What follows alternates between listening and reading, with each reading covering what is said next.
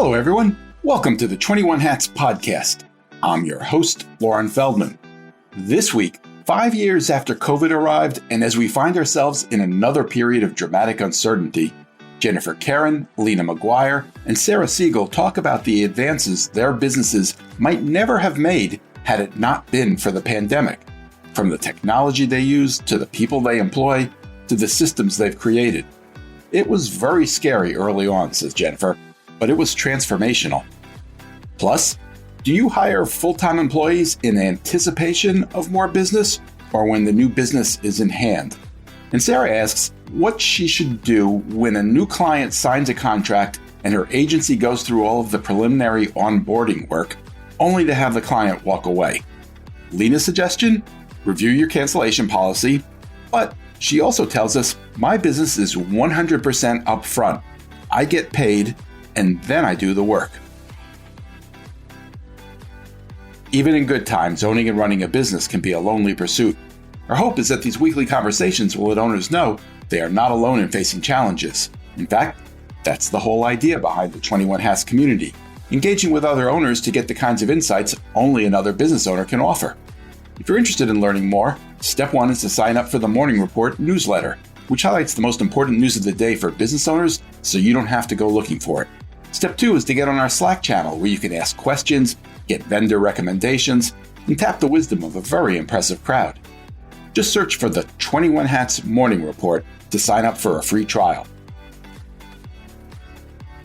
Joining me this week on the podcast are regulars Jennifer Kerhin, CEO of SB Expos and Events, an events management business based near Baltimore. Lena McGuire, CEO of Swoka Kitchen and Bath, which is based near Syracuse, New York, and designs and manages home remodeling projects, especially for those looking to age in place. And Sarah Segal, CEO of Segal Communications, a public relations firm based in San Francisco. The episode is titled, I Wouldn't Have Done This Without COVID.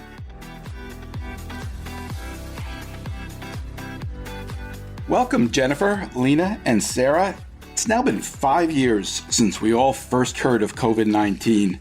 Especially since we seem to once again be going into a period of some uncertainty, I thought it would be interesting to compare where you and your businesses are today with where you and your businesses were when COVID hit. Jennifer, maybe we could start with you. Maybe tell us first, what was the scariest moment for you and your business in 2020? I remember early on, we had our first client call to say they were going to cancel their meeting. And it was about a 3,000 person meeting that was being held in the late spring of 2020. I've never seen a meeting canceled except once, and that was due to a hurricane that was coming into New Orleans, and it was canceled, 5 days beforehand or something because of the weather. But this was months, maybe 6 to 8 weeks, and they canceled it. And a lot of other meeting planners were talking about what they were going to do too. That was the scariest part, is the unknown of, wait a minute. And I remember telling some other people outside of my industry that we were kind of the canaries in the coal mine, and watch out. And then we saw events, and I don't mean 100-person events, I mean 1,000-person conventions that were canceled pretty quickly throughout the spring and the summer. And then maybe hoping that the fall, like October of 2020, would come back. And then when that didn't. So that first meeting being canceled was the first, whoa, this is not a weather-related one. This is due to the pandemic. It was very, very scary. But what's strange is that summer, the technology company that we work with for event technology managed somehow to create a product that did virtual conventions. And so we started doing virtual conventions in the fall of 2020, and that has actually transformed my business.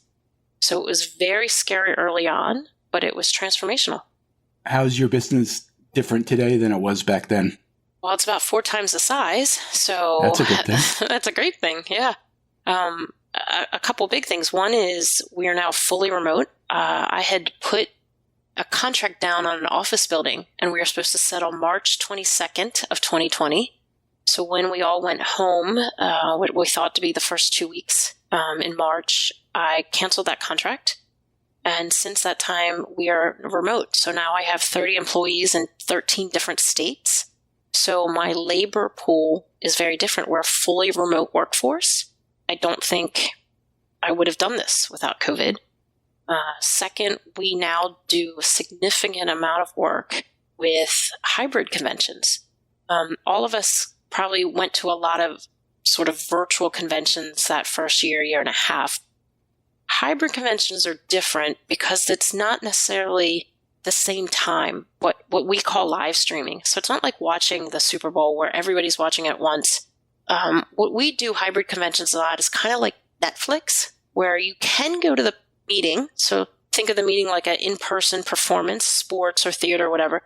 Or you could sit at home at 2 a.m. on Saturday and click up like Netflix and find some content. We do a lot of that where associations have done an unbelievable job of reaching a larger audience. Their in-person convention is for people that want to be there, networking experience in addition to getting accredited educational content. But if they can't, the association has worked with us to figure out how to monetize that content that's already happening and repackage it for after the meeting so that, let's say you have 30,000 members and 3,000 of them come in person. Well, the other 27,000 have an opportunity to buy 2 sessions or a track of sessions. They don't have to come to the entire meeting. Definitely fantastic when you come because there's so much networking that's just not possible through virtual environment, but there's some incredible education that takes place that you can watch and get accredited for after. So we've started a whole new department on hybrid conventions and figuring out how to monetize that content for associations to help their revenue. I think you said you've grown 4 times. Do you think that would have happened anyway, or? I think it was a catalyst for change. I think we would have grown somewhat, maybe double the size. But what COVID did is, and I'm sure someone famous said this, I don't know, when opportunity comes knocking, you got to open the door. So COVID provided an opportunity for us that we took advantage of doing the hybrid conventions, and then other things fell into place. So the other aspect was labor. So then I had access to really talented labor across the country. But then the next one was we started to add services. They came to us and said, well, look, since you're doing this now, can you also do that? A year later, we added registration. It wasn't a service that we had previously offered. But now that we knew the technology, we did registration both for in-person and virtual events. So that created a whole new department. Maybe I would have done it, but it would have taken a lot longer. COVID was the catalyst to give us to take risks more. COVID actually worked well for me with the going to conventions. I just came back from the Kitchen and Bath Industry Show in Las Vegas last week, and they have a separate ticket now. You can buy an expo ticket, but you can also buy what they call Voices from the Industry, which is the learning content. And if you don't attend, you can still buy that ticket. And it's wonderful. I wouldn't go every year. It's just a great thing to be able to purchase that and watch that content and learn and get your CEUs. So for me, that has been wonderful. So I can see where your business would grow from that, because that's, like you said, those 27,000 people who weren't going to attend could benefit from that. But I did go to the show, and I still prefer to have that time to network on the floor and then use the content after I come back. Yeah, that's exactly what I'm talking about. That's a great example, Lena, is associations have found ways to combine the best of both worlds. For people that want to come in person, they're really developing experiences so you can network better and you can do the things you want to do on the trade show floor through the experience or meeting vendors. But then they're also figuring out, boy, they have amazing content that they can repackage to use afterwards. So you gave a great example. Jennifer, every day I read another story about a business that wants to get all its employees back in the office again. Are you fully comfortable with managing 30 employees in 13 different states? It's had its challenges, absolutely, but we're not going back in person. We are in a unique position that convention planning requires us to travel quite a bit. And so our staff meet each other as well as meet clients when they're on site for site visits or conventions. You combine that with the travel schedule being remote is very helpful for us. And I will never go back to an in-person place. I think we're doing a great job. We use Slack in addition to emails, right? So Slack is constant for quick questions and thoughts. We try to build culture, and I think working remote is fantastic. I'm surprised, actually, some companies are pulling people back in. How do you manage training more junior people, though, remotely? Has that ever been a challenge, or do you just not have junior people? We have a lot of junior people. We have a lot of coordinators. It's definitely a challenge. I would say we've gotten better at it. The first week, the person just spends with our administrative. She's a senior manager for HR and finance. First, just doing our systems. And the second week is doing more systems, but in their department under their supervisor. The training part of that's been really great. We have a new system. Where it gets into harder part is if you're a coordinator and you're sitting next to an experienced manager, you can easily ask them a question if you're not sure, right? That osmosis learning. That has been harder. And so we've done a lot of once a month, we do lunch and learns. We have a Wednesday morning staff meeting where we do 5 to 10 minute tech tips and then Slack. Each department, each client has its own Slack channel so that they're constantly saying, hey, how do I do this really quickly, right? That's been unbelievable. What I have found that I haven't quite gotten over is younger people also sometimes like the social aspect of being in an office. You know, if you're older and you have a little bit more space in your house, let's say, and a little bit more obligation, so you prefer being at home. But when you're younger, there's a social aspect that I totally forgot about, being in the office, meeting other people, maybe going for drinks. I haven't quite figured that out yet, Sarah. I think it's okay for us because, like I said, they're traveling, they're going to different cities, they're spending time with other staff there. But that's a part that I didn't quite consider. Have you figured out how to handle payroll with people in 13 different states, or is that still challenging? We have definitely gotten over the hurdle. 2 years ago, I would sit at my desk at least once a month and just sob at night because the state taxes was a nightmare. We did two big things. The first is my fractional CFO, God bless her, on one of our meetings, I probably looked all red and bleary-eyed, and she's like, what's wrong? And I was telling her, and she's like, Jen, let me take over this. So she took this more on her plate, and then we upgraded our payroll system. So we had a basic ADP system, which I have now come to realize no matter what they say, they were not prepared for all these different states. And so they were creating more of a mess on their side. We upgraded to the next level of ADP, or a different level, I'm not quite sure, that can better handle employees in different states. And then my CFO helped me get up to speed on logging in. So now it's very easy, very, very easy. And it's fantastic. That's great. Sarah, how about you? What were you doing in March of 2020? Well, I was 2 years into my business, so I hadn't existed for very long. And I was lucky. So we had started the company, I say we because I had a partner at the time. We had started the company remotely just because it kind of fell into our laps. I had a project that was handed to me, and my then business partner was like, hey, let's start this thing. So it was always virtual. But she left, and a client of ours from the home furnishings company, Serena and Lily was starting a new company and had office space in the town near me, and said, hey, listen, we don't have a huge budget. Would you want office space in exchange for some of your PR services? So we moved into that office, and, obviously 3 months later, or it was a little bit longer than that, COVID happened, office was shut down, and we were back to being virtual. But since then, we also have tripled in size, and we have an office in San Francisco, which is great. But also, with the triple in size is the triple in burden.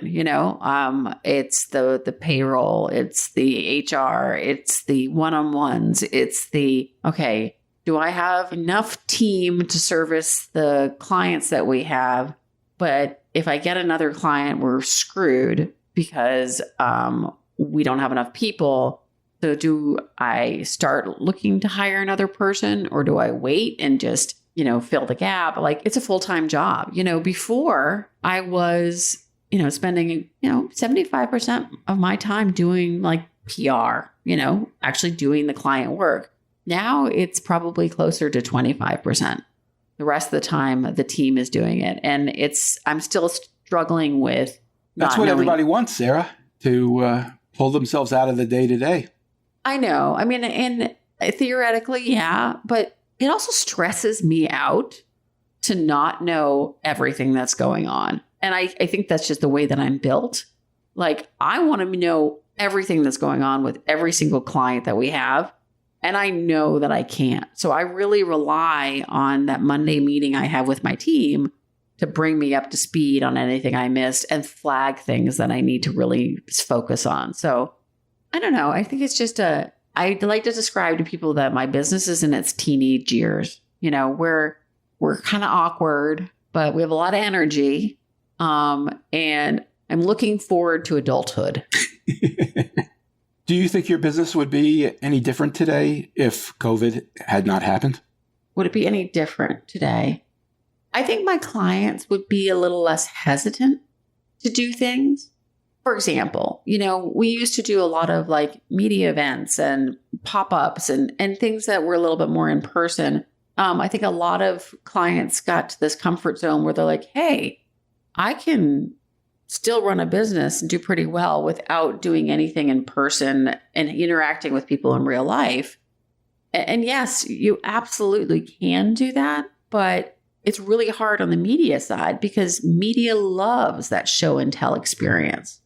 Like, it's one thing for me to pitch somebody, you know, an Italian handbag. It's another thing for me to say, hey, we're having a cocktail hour for influencers and media. We'd love to introduce you to the product, show and tell it all about it, and really give you a hands-on experience. And it's just hard to get that kind of connection with potential writers and influencers without that in person. And you know, people they do stuff. I'm not saying that they don't, but I'm just saying that they're hesitant about investing in it just because, like, well, they've been doing fine without them.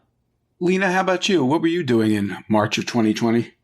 Oh, that was the infancy of my business. I had been about 2 years of side hustle, still had a part-time job and testing the waters. And then COVID hit and the business started drying up. But the good part was that I learned the new technology. Online video conferencing has been a game changer.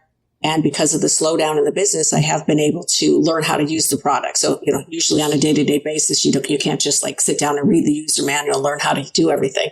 But because of the slowdown, I was able to take the time to learn the product and fine-tune some of my processes so that now what used to take 18 to 24 months, I can do in about 8 weeks because I was able to focus on what I'm doing and using the tools. And the customers like the experience better. So, can you explain that, Lena? What are you doing now that you're able to do in just 8 weeks? I meet with my customers, and I have some that are not within the 15 to 20 minute radius that I prefer. So, you know, if I have a customer who's about an hour and a half away, rather than taking that drive for an hour and a half and then having a 90-minute meeting and then an hour and a half drive back home, I can conduct a Zoom meeting after our first initial consultation where we've actually met in person. We can agree to meet via the video chat. And I can share my screen. We can work in real time, sharing the software and actually making progress. So I'm saving a lot of time that way. And because I know that this is what I'm going to do this week, and then next week our meeting is going to be focused on this, I was able to reduce the time involved in having people make decisions and get the work done. So everything kind of condensed, and it's to my benefit. Lena, you bring up a really good part about sort of that sales discovery part can now be done by Zoom. That frees up your time. But also, do you think it makes clients, sometimes I think it makes clients feel more comfortable than not having it in person. What are your thoughts? Because you are so intimately involved with your customers. My customers either have a strong preference to meet via Zoom because they're busy professionals, or they prefer to meet in their home because they're insecure about the decisions they're going to make. So it really comes down to the personality of the client. And a lot of times what happens is we do a hybrid where we meet when we can, but then because they have travel schedules or they're tight on their deadlines, they request a Zoom meeting this time. So it gives them more flexibility, more choices, and it makes them more comfortable with how we're progressing so that we can stay on our 8-week schedule without missing a beat. And they don't have to worry that, I have to be somewhere else. They can still Zoom in if they want to. Can I point out one thing? So we use video conferencing all the time, but I had a new business pitch a couple weeks ago that we're still crossing our fingers on, and got on the call with them. They had originally wanted us to meet us in person, but I think scheduling was tough, so they asked to do it over a video call, which is fine. And when we do video calls, I'm so used to at this point having one face per square, but this company, we're all sitting in a conference room on one video conference. And it was an awful experience for me because I couldn't see the reactions from any of them because they were just these little beings in the screen. It was terrible. I'm so used to be able to have everybody have their laptop so I can see their face. Sarah, I agree. I don't like it when, I think they call it the owl, right? That something like that, yeah. I find it disconcerting. If everybody's going to be in a conference room, honestly, I want to be there. I much prefer, though, to have these first couple calls by Zoom. At some point, you like doing things in person. I get it. Especially in a conference room where people can brainstorm. It's much easier to do in person. But many, many times we have saved hours and hours by, like Lena said, you don't have to spend the time commuting to see a potential client or customer, and they don't have to. It's low risk on their part to spend a half hour on Zoom to just see if you're any good. I love this post-COVID. Do a lot of this by Zoom. Yeah, but I think there is something important about, even, once you landed the client, you have the client, you have an ongoing relationship, is finding the time to meet in person every once in a while, because there's stuff that they're going to say when you're just there one-on-one or in person or having a coffee or catching up or whatever, that they're never going to say over a call. And, so for us, we try to find time to make an excuse to go see our clients. So we can get a temperature check on how they're doing. Maybe they have other things that are popping up. We get so used to doing everything virtually that we forget that in-person experience and relationship is so important. Yeah, it really is. With my business format, the Zoom, the video conferencing, that would come in when we're doing some layout things where I'm using the computer. But when we're selecting products, we have to touch and feel the products. I have to be right next to them. Like Sarah said, you want to see the facial expressions. You want to see the body language. For me, when I see, if I'm in a showroom and we're looking at a product and you see the pupils dilate, you know that the customer is very excited about that particular product, and you can start focusing on that and stop looking for something else. Oh, I've never thought about looking at people's eyes to dilate. Oh, yeah. Their pupils dilate when they're excited about something, and their lips get very thin when they're angry about something or they're concerned about something. My eyes are not good enough to even notice that. Oh, well, that's why you have to have one of your junior level people. You train them on human behavior and expressions, and be like, okay, just slack me during the call if you see any of these things. When we're in construction, I do a weekly call to them. So either they get a text message or a phone call or an email, depending on what their preferences are. But that way we have that touch base point, but that's not always in person. So I can start out in person, go to the video conferencing, go back to in person, and then, even go to a phone call. So for me, I have 24 weeks with a client, and we have all different methods of getting in touch with people. How do you deal with, if you have a husband and wife and they have different perspectives and different desires for the project?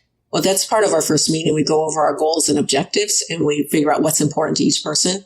A lot of times it comes down to one of the partners is more interested in how much things cost, and the other is more interested in what things look like. So a lot of times, it's designing for the sexes. There's always a compromise at some point. As long as we find something that makes somebody else happy, they're fine. So it's just a matter of, finding a priority for each of them so that they each get something that's really important. And then they're willing to compromise on things that are less important to them because they want the other person to be happy. So we're always focusing on that. Okay. I asked that because today, I went and I met with a local restaurateur with a couple different locations and potential location outside of the Bay Area, and went really well. Great conversation, And now his wife, who founded the company with him, is coming to our office because she has more questions, and we hadn't met her yet. So it's just, it's going to be, I know nothing about this person. All I know is that they're going to show up in my office, and I wonder whether or not they're going to have questions about the work or the price or what have you. So yeah, there's a question I ask early on in the meetings when we're doing what I call the good fit meeting, where just the discovery call kind of situation. I ask a question: who else is going to be making decisions? And you don't just ask that, because when you say that, they're like, oh no, I make the decisions. So I followed up with say, who else is going to be making decisions? Is your sister going to be shopping with you? Is your husband going to have to approve anything? So you kind of feed them a little bit about, who else might be in their periphery that would be coming in and making it a little harder for you because you don't know that person. They come in at the last minute and you have to start over again. Interesting. Thank you. We've had some conversations on this podcast in recent weeks with owners who've talked about sensing some uncertainty in the market, some reluctance to commit to projects, and some softness in their business. Have any of you experienced anything like that? I have. So January came in like a lion. Like there was tons of business, phones ringing off the hook. Like it's crazy town, right? And your Januaries are usually slow, aren't they? Oh, January is usually terrible for me. January is like I spend basically the latter half of the year before January to try to preserve myself from January. And I kind of set myself up hopefully to like not have a bad January again, because I know that people they look at their books at the end of the year and then they say, oh, well, maybe we should buy paid ads instead or whatever. So January came in, there was a lot of new business, some stuck, some wasn't a fit. Some were these gigantic RFPs that you have 30 different agencies going after. So we didn't make it to the cut, but there was a handful that we got. And I'm really excited about it. Okay, good to go. So we have one client where we even had an in-person onboarding. We all went to their location, sat down at the table, and went through a good hour and a half of onboarding with them to get going. And the next day they were like, so we scared them because we had a lot of questions about how are you going to do this? What is this like? And so they emailed me the next day and they're like, and it wasn't even the owner. The owner didn't email me. It was their right-hand man or woman. And they were like, so we're going to have to put a pause in this because we need to get our ducks in a row in-house before we set forth on this. We're going to have to push it out 2 months. And I was like, glad I didn't hire anybody to kind of service this account, right? Last week, I emailed them and saying, hey, I appreciate that you want to get your ducks in a row, just making sure that we're on track to start next month. And they were like, yeah, so we'd like to void the contract because we're just not in the right place to move forward. And I'm like, it was such a waste of time. And I'm pissed. I'm pissed because I spent a lot of time working on the proposal, the onboarding, nurturing this thing. And then just for and it was, again, not the owner emailing me. It was her second in command emailing me. And I'm like, I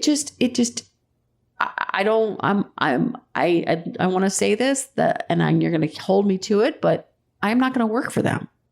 That's not how you treat partners, and that's not how you work with partners. And that's not the kind of client I want. Sarah, did you have a signed contract? Yeah. What's your cancellation policy? It's a 30-day cancellation policy, but I gave them the time because I was like, okay, well, they got to get their ducks in a row. So we never started.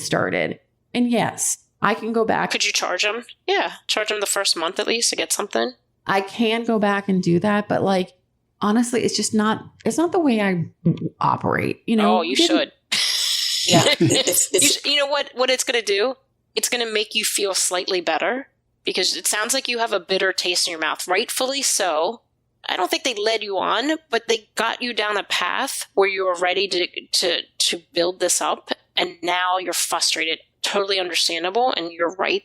On the other hand, if you get some money, because you did spend time on this, right? Yeah. Think about that. It might help a little bit if you got a chunk of money. Because I think about cancellation policies all the time as we get stronger and better in our businesses, is when is to let it go and when not. Sarah, you seem to suggest that they might have been a little uncomfortable with all the questions that your team was asking.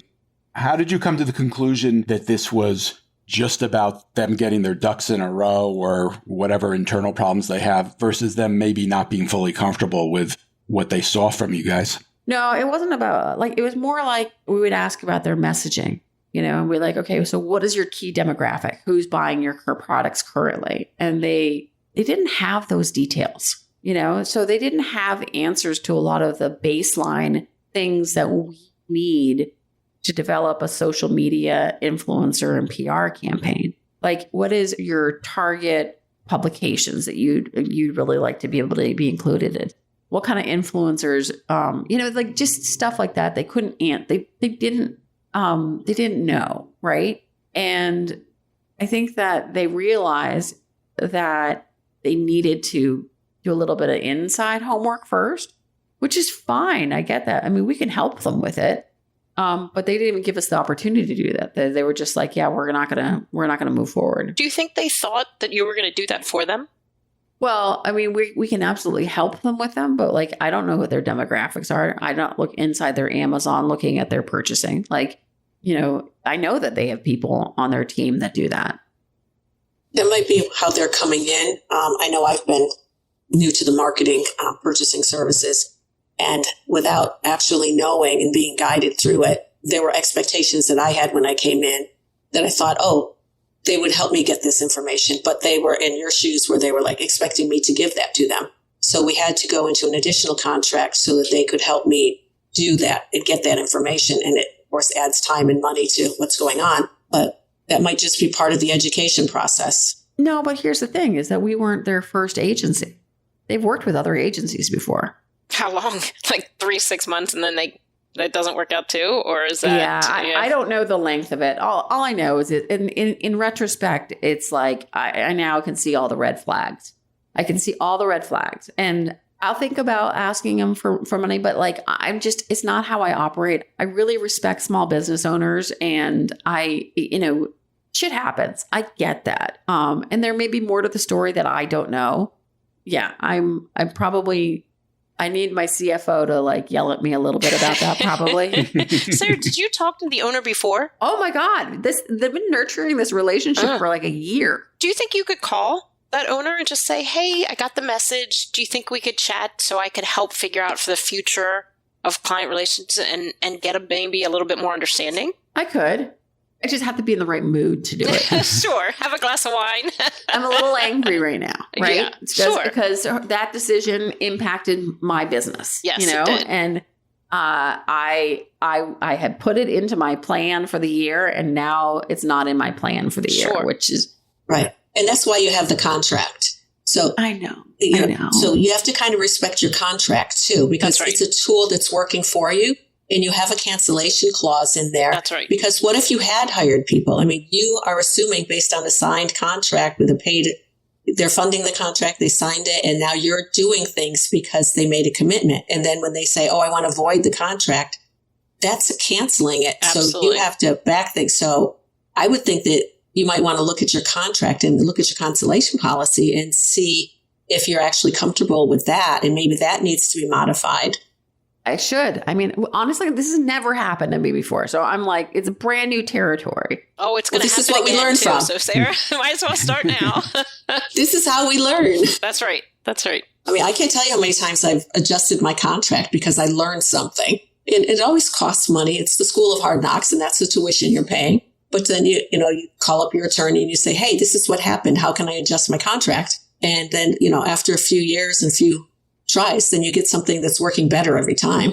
I know. There are some agencies, that actually with newer and like more startup-y businesses will make those businesses pay 3 months in advance. I mean, that makes sense. Absolutely. I don't trust that your business is, I don't know, I can't rely on you. You need to pay up front for 3 months before we even get going. And I'd love to be in that position someday. My business is 100% upfront. I get paid and then I do the work. I'm not that. That sounds lovely, Lena, to get 100% paid before you do the work. But I think, Sarah, this is just a product of growing pains. We've all been there. I know. I told you I was a teenager. There are consequences. Yeah. That's right. Yeah. In my contract, because people will find out that the remodel project is going to cost significantly more than they anticipated, I have outs for them at different phases. But when they're paying me part of that money, because I've done the work for them, that money gets credited within 12 months if they come back. So we have a restart fee. It's not insignificant, but it's not crazy. But then any money that they've already put into it is applied to the new contract. So they're not losing anything unless they go beyond the 12 months of not working. Because, life happens. You're doing something, we're getting together, and all of a sudden, maybe a family member is injured or dies. You just have to put the project on hold. So I have something in my contract that allows for that kind of contingency, but it also protects me, saying that, yes, this is a contingency and you can up to 12 months. And then after that, the money is just, I keep it. Wow. You live and learn. I've gone through these things. So, well, this is my live and learn moment, and I'll figure out, I will ponder your recommendations. Jennifer, how's your business doing? Good.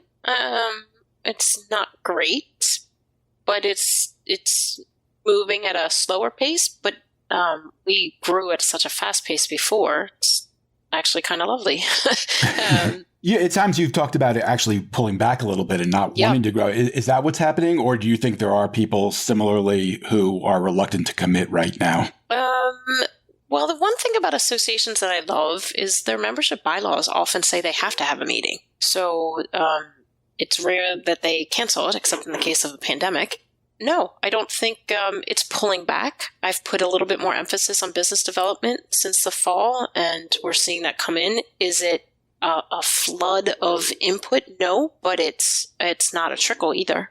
Lena, in our emails before today, you mentioned that you've had some issue with hiring vendors. Can you tell us about that? Oh, service providers, yeah. I'm getting to the point where I need to hire out work, and we have discovery calls to do marketing or accounting or whatever other outside services I need. And the meetings go well. I interview a few different people and I select one, and then I hire them and we do the work, and it seems like it's a really good fit and everything's going well. And then I find out that my expectations are not being met.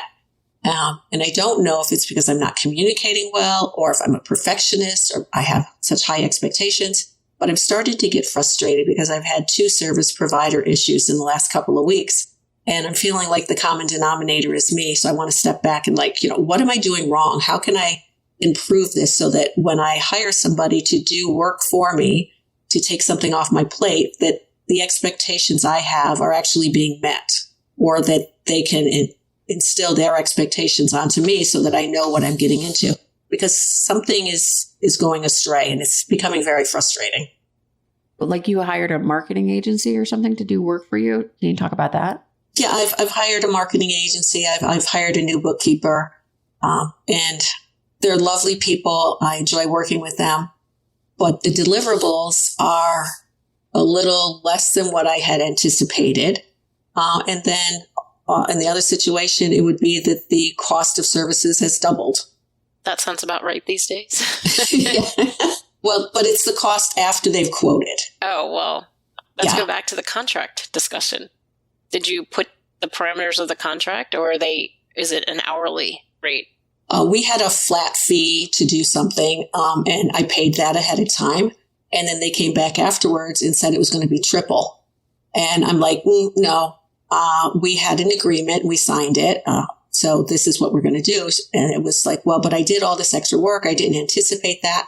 And, being a decent human being, I understand that they did do all that work. I'm not denying that they did lots of extra work, but we had a quoted fee in a contract. So we negotiated what I was going to pay additional because I didn't want them to work for free, but I also didn't want to pay triple. I mean, I think, Lena, when you're dealing with new service providers, understanding the scope of work and your expectations is really hard.